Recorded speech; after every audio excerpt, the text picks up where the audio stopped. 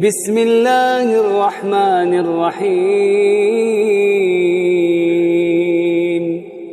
Adapun kalimat berikutnya para jamaah yang dimuliakan Allah Subhanahu wa taala, yaitu la ilaha illallah.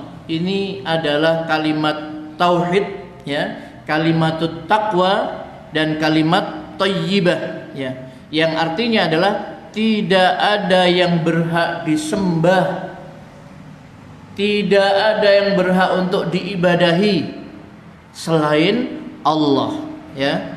Dan Allah Subhanahu wa taala menciptakan makhluknya, ya. Allah mengutus para rasulnya, Allah menurunkan Al-Qur'an karena kalimat ini, la ilaha illallah. Allah menciptakan makhluknya agar makhluknya itu mentauhidkan Allah Subhanahu wa taala. Tidak ada Tuhan selain Allah. Allah mengutus para rasulnya adalah untuk menyeru manusia ini agar tidak beribadah kecuali hanya kepada Allah, ya. Sebagaimana Allah berfirman dalam surah Al-Anbiya ayat 25, "Wa ma arsalna min qablika mir rasulin illa nuhi ilaihi annahu la ilaha illa ana fa'budun." Dan kami tidak mengutus seorang rasul pun sebelum kamu Muhammad, melainkan kami wahyukan kepadanya bahwasannya tidak ada Tuhan yang berhak disembah melainkan aku. Maka sembahlah aku, sembahlah oleh kalian akan aku, ya. Jadi Nabi SAW diberitahu oleh Allah Subhanahu wa taala bahwa Allah tidak mengutus seorang rasul pun sebelum Nabi Muhammad SAW, melainkan sudah diwahyukan oleh Allah Subhanahu wa taala la ilaha illallah, bahwa tidak ada Tuhan yang hak disembah selain Allah. Fa'budun, maka sembahlah aku, kata Allah Subhanahu wa taala.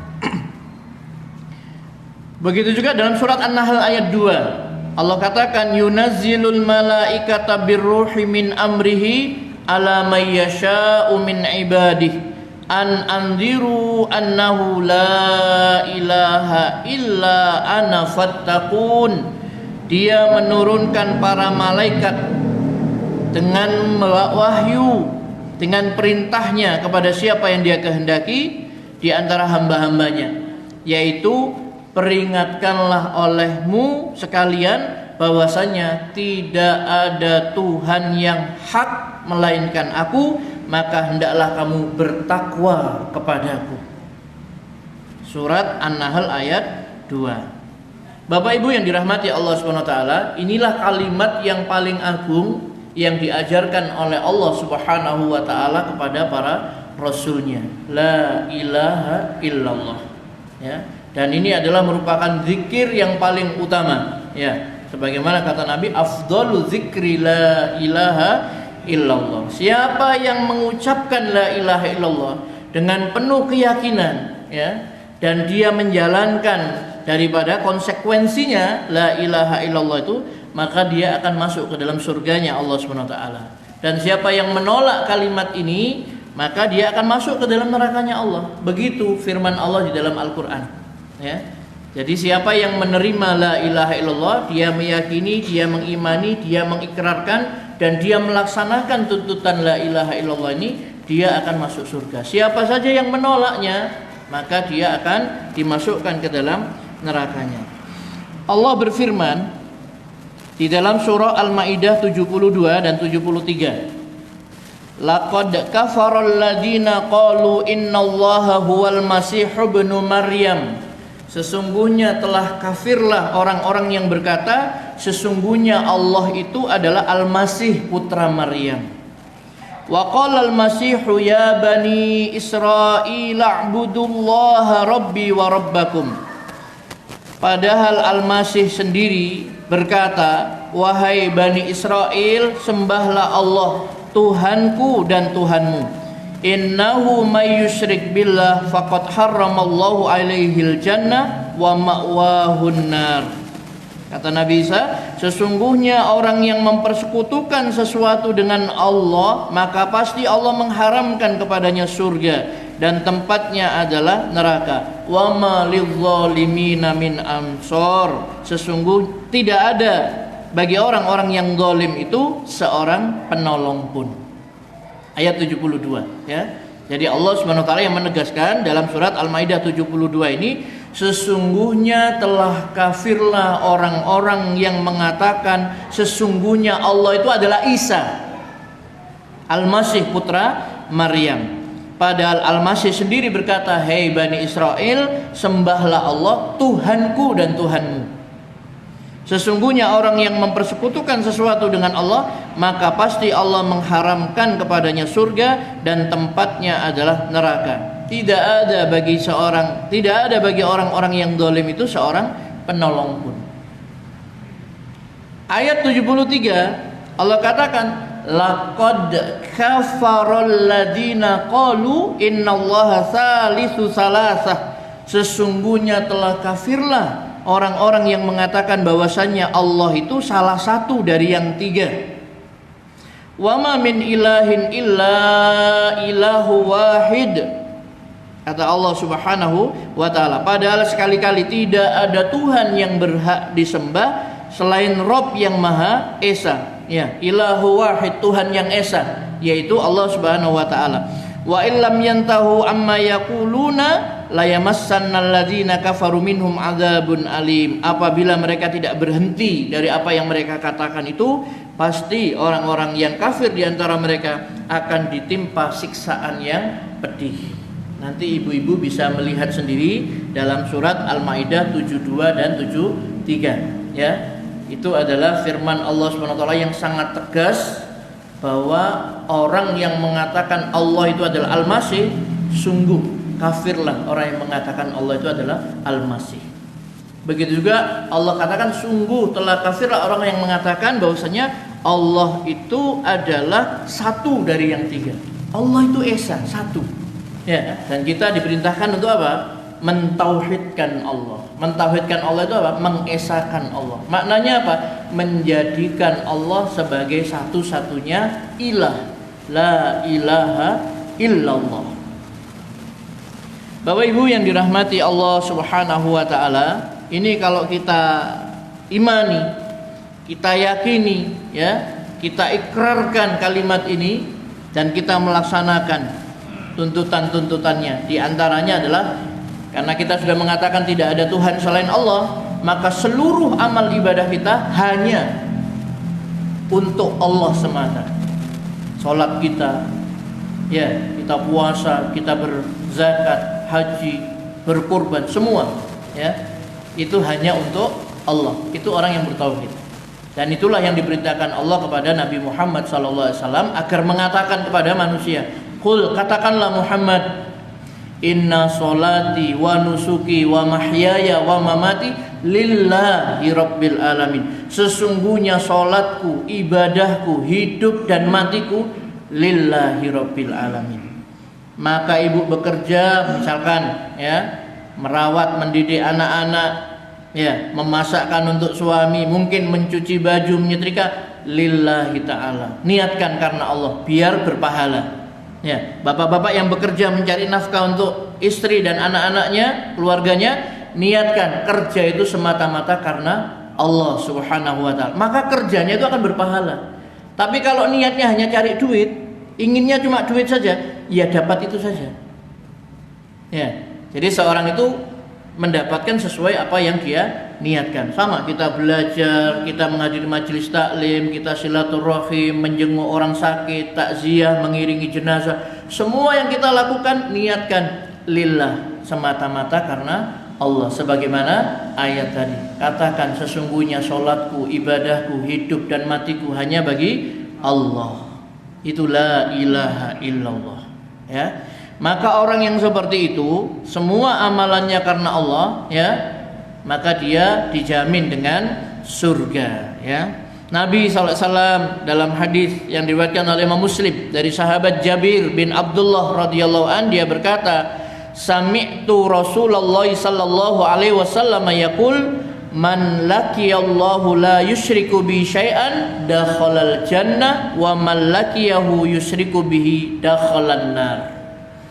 Saya telah mendengar Rasulullah SAW bersabda, barang siapa yang bertemu dengan Allah dengan tidak menyekutukannya dengan apapun, maka dia akan masuk surga. Dan barang siapa yang bertemu dengannya dalam keadaan menyekutukannya, maka dia akan masuk neraka. Hadis riwayat Muslim. Ya. Jadi siapa saja yang bertemu dengan Allah, dia tidak menyekutukan Allah, tidak berbuat syirik kepada Allah, maka dia akan masuk surga, kata Rasulullah SAW. Dan siapa saja yang bertemu dengan Allah dalam keadaan menyekutukan Allah, dalam keadaan syirik, dia tidak bertobat dari kesyirikannya itu, maka dia akan masuk neraka. Ya. Nah, disinilah pentingnya kita mempelajari apa? Tauhid, supaya kita itu apa? Tidak terjerumus ke dalam kesyirikan. Karena kalau sudah syirik, ya ancamannya dalam surat An-Nisa 116. Innallaha la yaghfiru ayyushraka bihi. Sesungguhnya Allah tidak akan mengampuni dosa mempersekutukan sesuatu dengannya. Allah tidak akan mengampuni dosa syirik. Wa yaghfiru ma duna dzalika liman yasha. Dan dia mengampuni dosa yang selain dari syirik itu bagi siapa yang dikehendakinya. Jadi kalau orang itu meninggal dalam keadaan musyrik atau dalam keadaan kafir, sudah bisa dipastikan tempatnya adalah di neraka. Kok bisa dipastikan? Enggak, insya Allah. Memang ayatnya begitu. Allah katakan innalladzina kafaru min ahlil kitabi wal musyrikina fi nari jahannam. Sesungguhnya orang-orang kafir dari kalangan ahli kitab dan orang-orang musyrik, tempatnya adalah neraka jahannam. Khalidina fiha. Mereka kekal di dalamnya. Ulaika hum syarrul bariyah. Mereka itu adalah sejelek-jelek makhluk. Ini Al-Qur'an surat Al-Bayyinah. Mau dilihat sendiri. Kalau orang beriman, Allah katakan mereka itu adalah sebaik-baik makhluk. Tempatnya surga Aden yang mengalir sungai-sungai di bawahnya. Baik, Bapak Ibu yang dirahmati Allah Subhanahu wa taala. Kemudian dalam hadis yang diriwayatkan oleh Imam Bukhari dan Muslim, ya, dari Mu'ad bin Jabal radhiyallahu an, dia berkata, kuntu ridfan Nabi sallallahu alaihi wasallam ala himarin yuqalu lahu Ufair, faqala ya Mu'ad hal tadri haqqallahi 'alal ibadi wa ma haqqul ibadi 'ala Allah? Qultu Allahu wa rasuluhu a'lam.